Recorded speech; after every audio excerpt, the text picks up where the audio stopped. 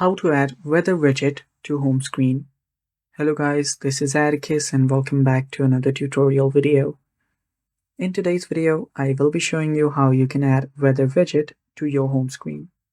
So before we begin, if you guys are new to our channel, head down below and hit the subscribe button so you don't miss out on our future videos.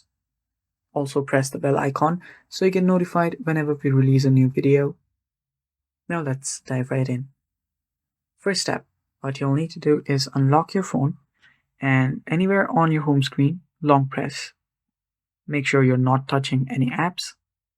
Then you'll see the widget option. Tap on widget. And after you do that, you'll need to find a weather widget. If you don't find it here, you can search for it and you'll find weather. Tap on that. And from here, you'll find different widgets. So each widget will look different on everyone's device.